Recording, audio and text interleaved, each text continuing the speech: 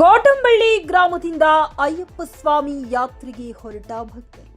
ಚಾಮರಾಜನಗರ ತಾಲೂಕಿನ ಕೋಟಂಬಳ್ಳಿ ಗ್ರಾಮದಿಂದ ಪ್ರತಿ ವರ್ಷದಂತೆ ಈ ವರ್ಷವೂ ಸಹ 12ನೇ ಬಾರಿ ಶಬರಿಮಲೆ ಶ್ರೀ ಅಯ್ಯಪ್ಪ ಸ್ವಾಮಿಯ ಯಾತ್ರೆಗೆ ಹೊರಡಲಾಯಿತು.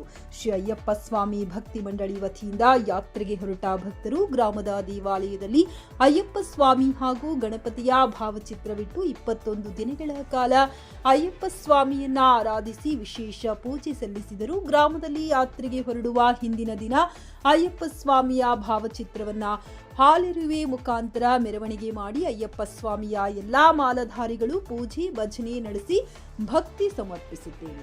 ಮಾಲೆ ಧರಿಸಿದ ಭಕ್ತರು ನಿತ್ಯ ಬೆಳಗ್ಗೆ ಮತ್ತು ಸಂಜೆ ಹರಿಹರ ಸುತನ ಭಜನೆ ಮಾಡುತ್ತಾ ಸ್ವಾಮಿಯೇ ಶರಣಮ್ಮಯ್ಯಪ್ಪ ಎಂದು ತಮ್ಮ ಇಷ್ಟಾರ್ಥವನ್ನ ಬೇಡಿಕೊಳ್ಳುತ್ತಿದ್ದರು.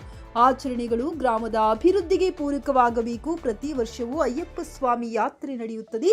ಹಾಗಾಗಿ ಶಬರಿಮಲೆಯಲ್ಲಿ ನಡೆಯುವ ಮಕರ ಜ್ಯೋತಿ ವೀಕ್ಷಿಸಲು ದೇಶಾದ್ಯಂತ ಅಯ್ಯಪ್ಪ ಭಕ್ತರು ಹೋಗುತ್ತಿದ್ದು, ಅದರಂತೆ ಈ ದಿನ ನಮ್ಮ ಗ್ರಾಮದಿಂದ ಅಯ್ಯಪ್ಪ ಸ್ವಾಮಿಯ ದರ್ಶನ ಪಡೆಯಲು ಹೋಗುತ್ತೇವೆ ಎಂದು ಅಯ್ಯಪ್ಪ ಸ್ವಾಮಿಯ ಭಕ್ತರು ತಿಳಿಸಿದರು. ವರದಿ ಅನಿಲ್ ಕುಮಾರ್ ಗೂಳಿಪುರ, ಟಿವಿ 11 ಕನ್ನಡ, ಚಾಮರಾಜನಗರ.